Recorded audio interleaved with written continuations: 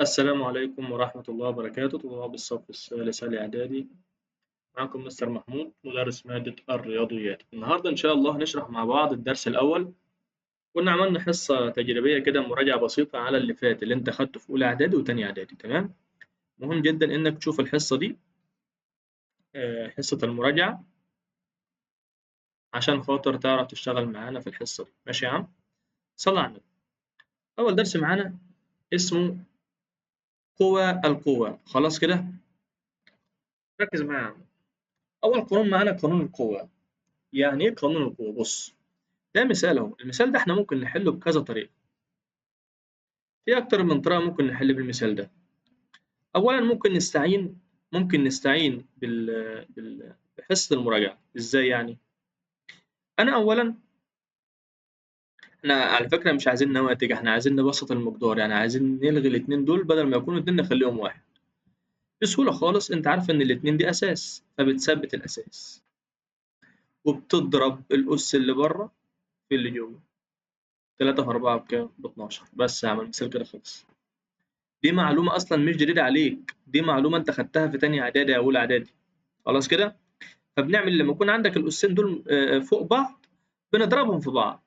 حاجة كمان، ممكن أصلا الأسين دول يكونوا كده أساسا 2 أس 4 أس 3. هتنحل إزاي؟ نفس الفكرة برضه، ثبت الاتنين واضرب اللي بره في اللي جوه، أو اللي جوه في اللي بره. 3 في 4 بكام؟ ب 12. بس يا عم خلصنا. يعني دي هي دي، فيما معناه بمعنى أصح إن إحنا ممكن نبدل دول مع بعض. دول كده ممكن نبدلهم مع بعض والمثال زي ما هو عادي. خلاص كده يا عم؟ طيب، في طريقة تانية للحل؟ في طريقة تانية للحل. ازاي؟ السؤال اهو، 2 أس 3 الكل أس 4. ده معناه ايه؟ دي كده معناها بيقول لك اضرب اللي جوه ده في نفسه على حسب الرقم ده. ده 4، خلاص اكتب ده 4 مرات مضروب. ماشي كده؟ فتبقى 2 أس 3 في 2 أس 3 في 2 أس 3 في 2 أس 3 بتساوي. طبعا انت خدت في حصة المراجعة في حالة الضرب. عندنا حالتين، حالة الضرب بنجمع، وحالة القسمة بنطرح. ماشي كده؟ وقلنا بنطرح ليه وبنجمع ليه. ماشي يا عم؟ فانت كده عندك ده كله ضرب. الاساس زي الاساس، ثبت الاساس يا عم 2. بتعمل ايه في اللي فوق بقى؟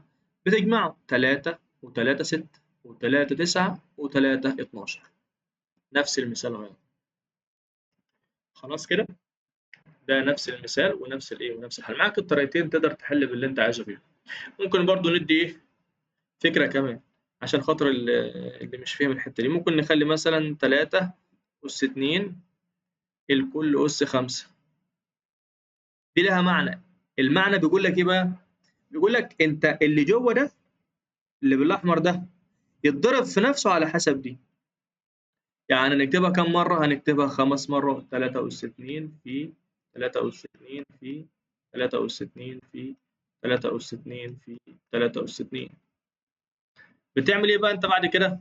أنت عارف طبعًا الأساس زي بعض، 3 3 3 3 3، فبتثبّت ال3 وتجمع اللي فوق. عندك 2 و2 4 و2 6 و2 10 و2 كام؟ 12. في حل؟ لأ، 2 و2 4 1 2 3 4 دي 5 كده 10. خلاص كده؟ 5 اتنينات يعني كام؟ يعني 10. طيب، ده كده حل طويل شوية. في حل تاني أسهل منه، اضرب اللي جوه في اللي بره. ثبّت ال3 اضرب. 2 في 5 بكام؟ ب10. شكرًا، المثال كده خلص. وكنا ممكن نكتبها تاني إزاي؟ 3 أس 5 الكل أس 2. نفس الفكرة برضه، تبقى 3 اضرب اللي بره في اللي جوه. 2 في 5 بكام؟ ب10. دي فيها مشاكل؟ إن شاء الله مش فيها مشاكل. تعالى دلوقتي معانا نشوف شوية أمثلة. دلوقتي ده سؤال أهو بيختبرك في اللي فات. أنت دلوقتي شايف ملاحظ أول حاجة إن هنا 2 2 2 2. خلاص، يبقى ده كده ممكن نحله كله مع بعض. ده كده ممكن يتحل كله مع بعض. ماشي؟ طيب، أولًا لو عندك قاعدة القانون اللي فات، لو في أسين كده زي بعض أهو، لو الأسين دول زي بعض لازم نخلص منهم. يعني أنت لازم يكون عندك أس واحد، لازم يكون هناك أس واحد فقط على كل رقم. يعني بمعنى أصح التلاتة دي عادي، الأربعة دي عادي، ماشي، إنما دول لسه هنظبطهم. فنظبطهم إزاي؟ عندك الطريقة اللي فاتت الطويلة اللي هي دي كده، نفضل نعمل كده. طبعا احنا مش فاضيين، مش ورانا، احنا مش، الموضوع مش بالسهل يعني. فاحنا نحل بالسهل. هنعمل ايه؟ الاثنين اهي، ثبت الاثنين، اضرب الأس اللي بره في اللي جوه، 2 في 11 ب 22. في اللي بعدها جاهزة انزلها، 2 أس 3. ماشي كده؟ دي مش جاهزة، جهزها، 2 3 في 6 ب 18. في 2 أس 4. خلاص كده؟ طيب نكمل حل. والله هنا بقى اما بنوصل لحاجة، بنوصل إن إحنا عندنا قاعدتين دلوقتي من أولى إعدادي الترم التاني. إن أنت عندك القاعدة فوق ضرب، فدي ليها كذا حل. ممكن تحل البسط لوحده والمقام لوحده. إزاي يعني؟ يعني تعمل كسر كده. البسط ده فيه 2 أس 22 و2 أس 3، فتحلهم مع بعض، ثبت الاثنين، والمسألة مسألة ضرب، فبتجمع 22 و3 25. خلاص كده؟ تحت نفس الفكرة برضه، 18 و4 22. هتعمل إيه؟ المثال كده مثال قسمة، بتثبت الأساس وتطرح 25 ناقص 22 كام يا عمنا؟ 3. وممكن تعملها بالآلة، 2 أس 3 بكام؟ 8. ده كده حل. خلاص؟ هحل لك دي بطريقة تانية. إزاي؟ بص، برضه بنقول عليه طالما الأساس كله زي بعضه، يعني 2 2 2 2، ثبت 2 منهم. اللي فوق، البسط اللي فوق ده بينزل زي ما هو بإشارته، يعني تنزل ال 22 زي ما هي، زائد التلاتة. تقول لي يا استاذ انت حاطط زائد ده منين؟ اقول لك ما هو التلاتة دي اصلا هي رقم موجب، يعني هنا في موجب، خلاص. طب تحت بقى بتعمل ايه؟ بتعكس الاشاره. هنا في ايه؟ هنا في موجب، خلاص اعكسه، يبقى ناقص 18. هنا في ايه؟ هنا في موجب، خلاص اعكسه، يبقى ناقص 4. اعمل الارقام دي بالاله تلاقي معاك 2 اس 3 اللي هي بكام يا عمنا؟ اللي هي ب 8. ماشي كده؟ اتمنى المثال يكون ايه؟ يكون وصل. اللي بعد كده معانا مثال تاني فيه رموز، ولا تشغل بالك، نفس الفكره بالظبط. احنا كنا عملنا ايه؟ كنا في الملحوظه اللي فاتت كنا بنقول لازم نخلص لازم نخلص منين؟ من الاسس اللي هم لو في اسين يعني، او بمعنى اصح لازم يكون هناك اس واحد فقط على كل رقم. تعالى كده في اللي وراها نشوف فيها ايه. هنا في اسين اهو، عندك الاثنين وعندك الثلاثه، عندك الاثنين وعندك الثلاثه، سالب 3. دي جاهزه. هنا في السالب واحد وفي كام؟ في الاثنين. هنا دي جاهزه. فبنعمل ايه يا عم؟ بنظبط المثال بتاعنا الاول. ظبط الاولى، ادي الاكس اهي، 2 في سالب 3 بسالب 6. في ادي الاكس اهي، سالب 1 في 2 بسالب 2. انزل تحت، دي جاهزه، خليها زي ما هي، اكس سالب 3. في اكس والسالب 4 برضه جاهزه، اكس وسالب كام؟ سالب 4. بنكمل حل عادي. برضه هنا عندك حلين، ممكن تحل البسط لوحده والمقام لوحده زي المثال اللي فات، او طالما عندك الاكسات كلها اكسات اهي، يعني الاساس زي بعض، بتثبت واحده منهم وتجمع اللي فوق، او اللي فوق زي ما هو اشارته واللي تحت بتعكسه. هنحل اتنين برضه.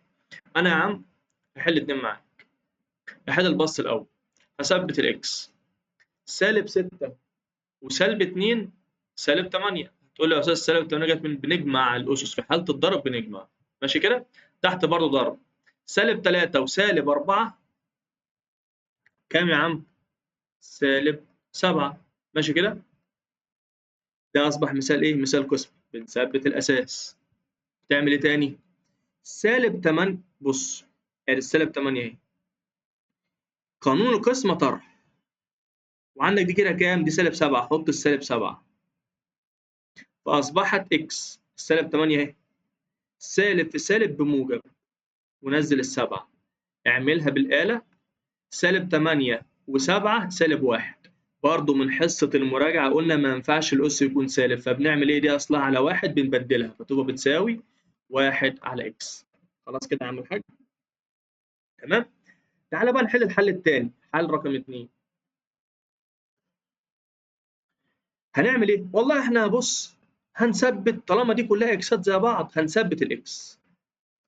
اللي فوق زي ما هو سالب 6 سالب 2، اعكس بقى اللي تحت، دي إشارتها إيه؟ دي سالبة خلاص خليها موجبة. دي إشارتها إيه؟ دي سالبة خلاص خليها موجبة. بالآلة يا عم الحاج تعمل دي سالب 6 وسالب 2 هنا سالب 8 2 دي 3 لا دي 3 و4 كام؟ 3 و4 7 يبقى سالب 8 زائد 7 سالب 8 زائد 7 يعني بتساوي إكس أس سالب 1 وهتكمل نفس الإيه؟ نفس الحل ده فتبقى 1 على إكس. دي فيها مشاكل يا عم؟ إن شاء الله مش فيها مشاكل. السؤال اللي بعده بقى ده سؤال أنا هحله معاك ماشي كده عشان في سؤال تاني ورا هتحله أنت مع نفسك. صلي على النبي يا عم. في الأمثلة اللي فاتت كنا بنشوف إن الأرقام اللي تحت دي اللي هي الأساس كله زي بعضه صح؟ هنا أنت هتلاحظ إن لأ دي 4 ودي 9 ودي 6 فكله مش زي بعضه. أقول لك لأ، أنت خدت في سنة رابعة أو سنة خمسة إن أنت ممكن تفك الأرقام دي، تفك الأربعة دي وتفك التسعة وتفك الستة. بس بنفكهم إزاي بقى؟ بنفكهم باللي يخدمنا. أنت عارف إن الأربعة 2 في 2 وعارف إن التسعة 3 في 3 وعارف إن الستة 2 في 3 فأنت هتحل الاتنينات اللي هنا مع اللي هنا وهتحل التلاتات اللي هنا مع مين؟ مع اللي هنا. تعال نشوف أهو يا عم. هو مثال طويل شوية بس مثال سهل يعني. أهو يا عم إحنا هنفك الأربعة دي فكها كام يعني؟ فكها 2 في 2 ونسيب إيه؟ ونسيب الأساس ده الأس ده زي ما هو. في التسعة هنفكها إيه؟ هنفكها 3 في 3 ونسيب اللي فوق زي ما هو. انزل لي تحت. الستة أكيد طبعا مش هنسيب الستة زي ما هي، احنا عايزين نحل كله مع بعض. ستة نخليها 2 في 3 2 إكس زائد 3. ماذا تلاحظ يا عم الحاج؟ هنا في بقى قاعدة، احنا قلنا الأس ده ممكن يتوزع فين؟ يتوزع هنا ويتوزع هنا. كذلك الأس ده يتوزع هنا ويتوزع فين؟ هنا. كذلك الأس ده يتوزع هنا ويتوزع فين؟ يتوزع هنا. بس يا عم اكتب بقى المثال التاني بالراحة خالص بعد ما تعمل الخطوة دي، ماشي يا عم؟ طيب نعمل شرطة كسر، شرطة كسر كبيرة.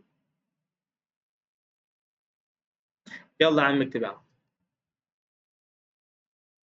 اكتب يلا 2 أس إكس زائد 2 في 2 أس إكس زائد 2 في خش على بقى على التلاتات 3 أس 3 زائد إكس في 3 أس 3 زائد إكس. نفس الفكرة تحت وزع يلا، هنا في 2 وهنا في 3 حط بقى الأسس بتاعتهم 2 إكس زائد 3 2 إكس زائد كام؟ زائد 3. بس أنت كده اعتبر خلصت المثال بتاعك. هتعمل إيه؟ هتحل اللي زي بعض مع بعض. إزاي يعني؟ بص يا عم، أنت كده شايف إن ده هو ده هو مين؟ هو ده تمام، وده هو ده هو مين؟ هو ده. هنحل بقى نفس الحل بتاعنا عادي. تقدر برضه تحل البسط مع البسط والمقام مع المقام اللي أنت عاوزه. أنا هحلها بالطريقة التانية اللي هو اللي فوق زي ما هو واللي تحت بنعكس إشارة. ماشي؟ أولا أنا شايف هنا في 2 وهنا في 2 وهنا في 2 هحل دول كلهم مع بعض. ثبت الاتنين. أنا بحل بالحل التاني بتاع الأمثلة اللي في الصفحة اللي قبل دي. خلاص كده؟ اللي فوق زي ما هو. يلا يا عم إكس اللي فوق زي ما هو يعني بإشارته إكس وإكس. أو تعالى نكتبها بالراحة يا عم أهي. اكتب اللي فوق زي ما هو إكس زائد 2 اكتب التانية زائد إكس زائد 2. اللي تحت اعكس إشارته، دي إشارتها موجبة صح؟ خليها سالبة. يبقى ناقص 2 إكس. دي هنا موجبة خليها إيه؟ خليها سالبة. سالب 3. ماشي كده؟ احنا كده خلصنا منين؟ خلصنا من الاتنين. تعال نعمل التلاتة تحت جنبها هنا اهو، في تلاتة. يلا نخش على التلاتة. اللي فوق زي ما هم، اكتب يا عم اللي فوق 3 زائد اكس، برضه زي ما هي، زائد 3 زائد اكس. اشمعنى زائد هنا يعني؟ ما هبص يا ابني، دي هنا اشارتها موجبة اهي، هنا في موجب، مفيش حاجة يعني موجب. ماشي، 3 زائد اكس. خش بقى على اللي تحت، اعكس اللي تحت، دي موجبة خليها سالب، ناقص 2 اكس زائد 3 خليها ناقص 3، ناقص 3. ماشي كده يا عم؟ طيب بعد كده نعمل ايه؟ هتجمع بقى، ثبت الاتنين اهي يا عم، ادي الاتنين اهي يا عم، الاتنين. تعالى بقى هنا، اجمع الاكسات مع بعض اللي زي بعض مع بعض، اكس واكس 2 اكس، وهنا سالب 2 اكس. دي موجبه ودي سالبه، فدي اتطرت مع مين؟ اتطرت مع دي. ماشي، خش على الارقام، ادي رقم 2، ها هنا في 2، في 2 التانيين، في كمان 2، يبقى كده كام؟ يبقى كده 4، ناقص كام؟ ناقص 3. 4 ناقص 3 كام؟ 1. اكتب هنا 2 أس 1. في خش على التلاتة، هنا 3 و3 6، اكتب 6. في أرقام تانية ورا؟ ها في أرقام تانية ورا يا ولدي ولا مفيش؟ أدي 3 و3 6، ناقص 3. ماشي يا عم، ناقص كام؟ ناقص دي إكس، دي كام دي يا ولد؟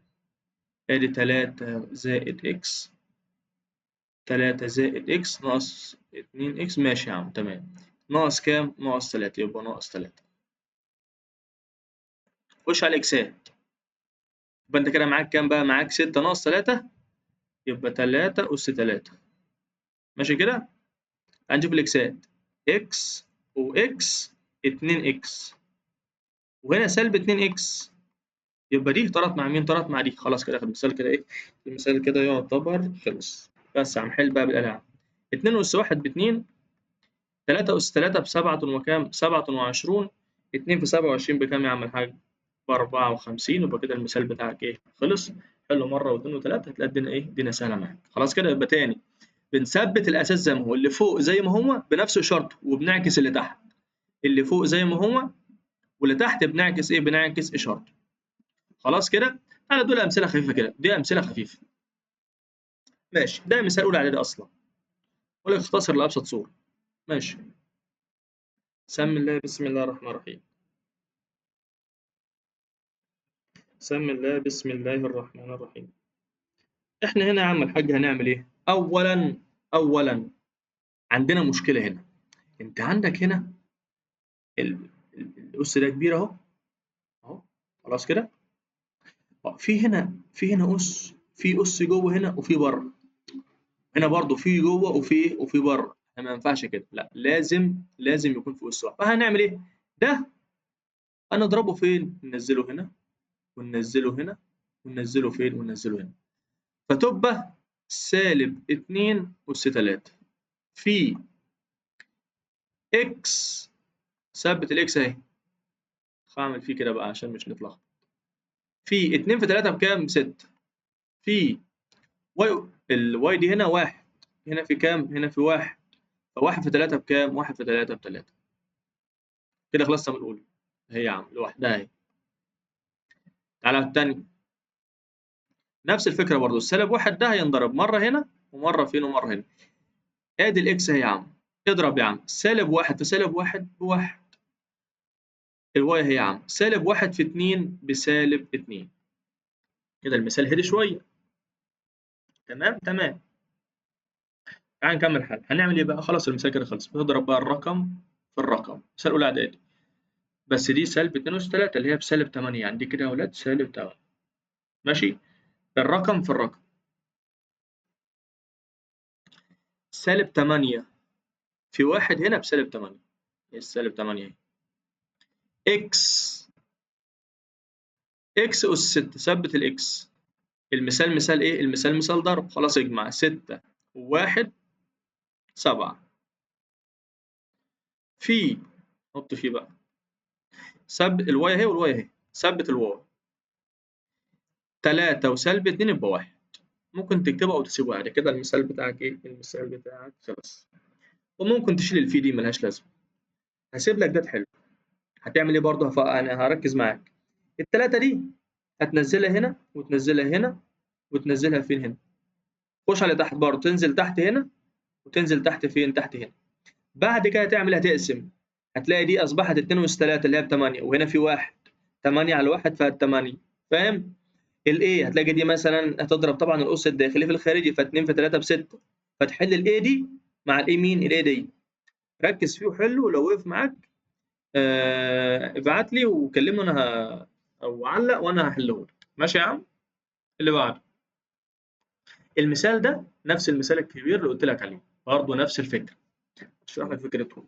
أنا شايف إن دي 9، دي 18، دي 36، فأنا مش هاعرف أحلّهم. عندك حلّين أو عندك أكتر من حل أصلًا. أنت ممكن تفك ال18 دي 2 في 9 مثلًا، وتفك دي مثلًا 4 في 9 وترجع تفك ال4 2 في 2 ده حل، أو ال18 ال36 دي تخلّيها 2 في 18 وتحل ال18 دي مع ال18 تخلص منهم، وبعد ما تحلّها تفك ال18 تخلّيها 2 في 9 عشان تحل مين؟ تحل ال9 مع ال9 باقي لك 2 من ال18 تحلّها مع ال2 دي. برضه ده مثال جرّب فيه، ولو الدنيا وقفت معاك أنا هاحله لك. خلاص كده يا عم؟ أتمنى الدنيا تكون تمام، والدرس يكون سهل، وأتمنى الشرح يكون مفهوم إن شاء الله رب العالمين. ولو في حاجة وقفت معاك ابعت لي وكلمني في التعليقات وأنا هاشرح لك الدنيا إن شاء الله. كان معكم مستر محمود عبد العال مدرس مادة الرياضيات، والسلام عليكم ورحمة الله وبركاته.